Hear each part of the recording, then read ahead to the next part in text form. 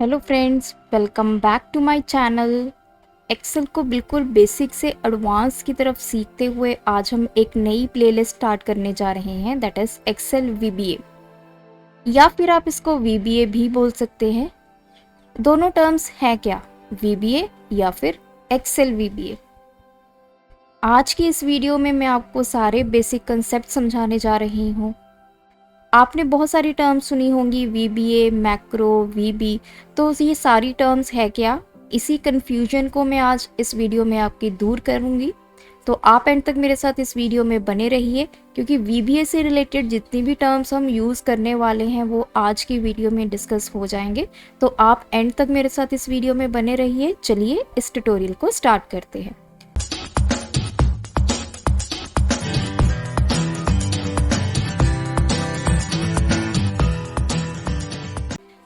सबसे पहले बात करते हैं वीबीए या फिर एक्सेल वीबीए क्या होता है।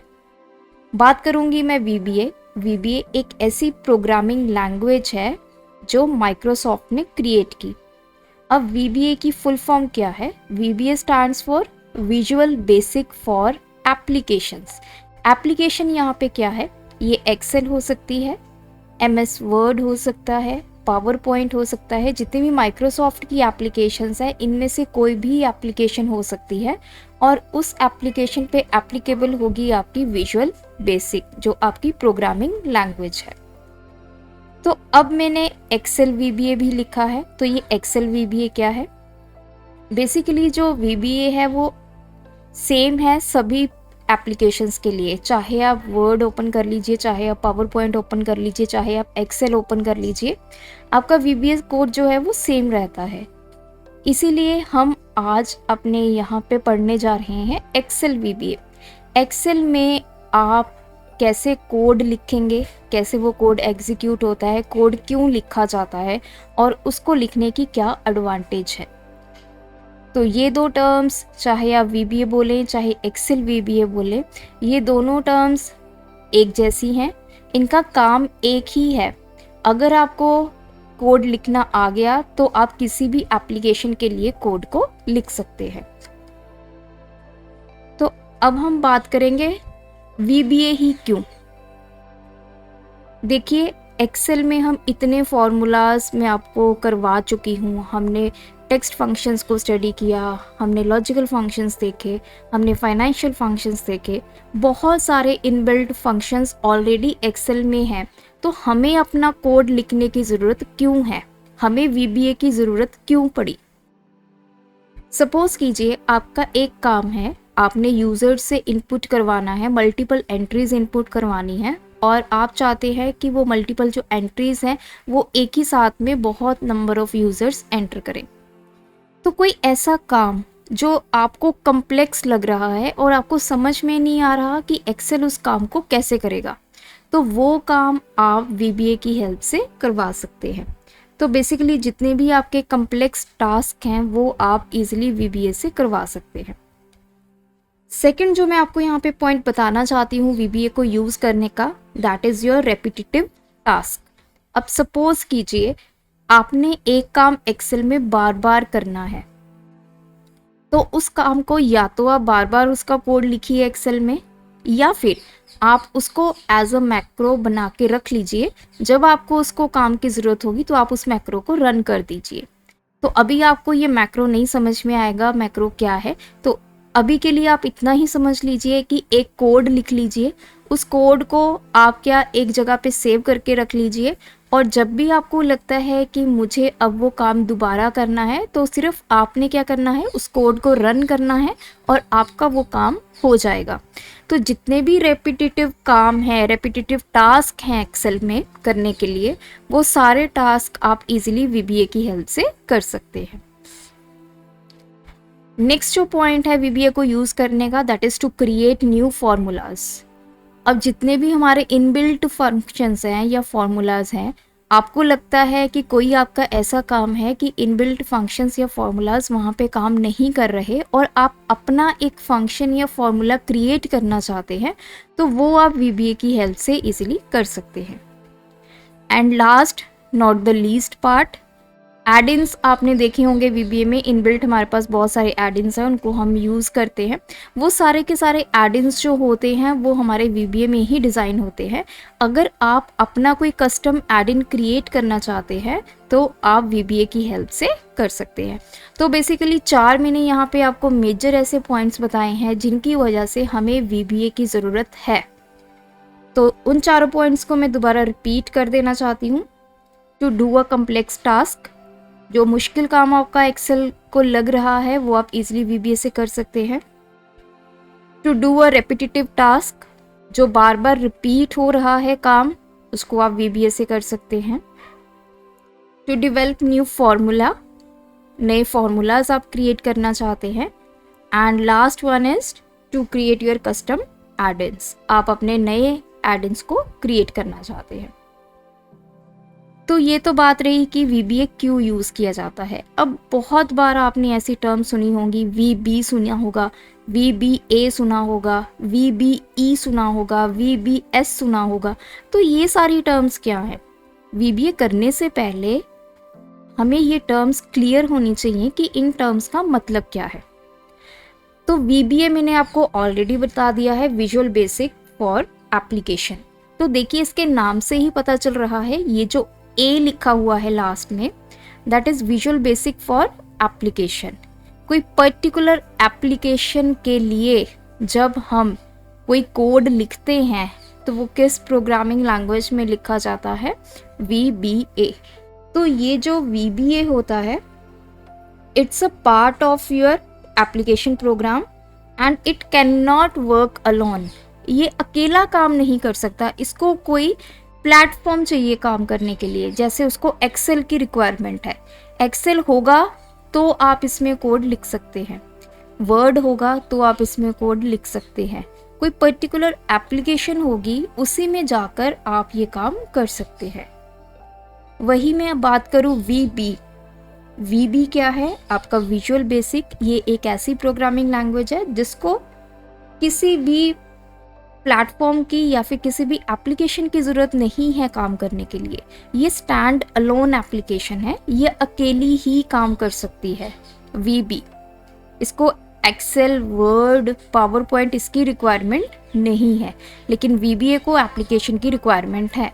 और दूसरा पॉइंट जो VBA होती है, ये आपकी डेस्कटॉप बेस्ड एप्लीकेशंस के लिए होता है। अगर आपने कोई डेस्कटॉप बेस्ड एप्लीकेशंस को डिज़ाइन करना है तो हम VBA का यूज़ करेंगे। थर्ड हमारा आ जाता है VBS। VBS stands for visual basic scripting. S stands for scripting. तो ये बेसिकली VBA का ही पार्ट है, लेकिन ये यूज़ होता है जब आपने इंटरनेट बेस्ड एप्लीकेशंस को डिज़ाइन करना होता है। तो इंटरनेट बेस्ड एप्लीकेशंस के लिए VBS, क्योंकि स्क्रिप्टिंग लैंग्वेज है ये, और डेस्कटॉप बेस्ड एप्लीकेशंस के लिए VBA।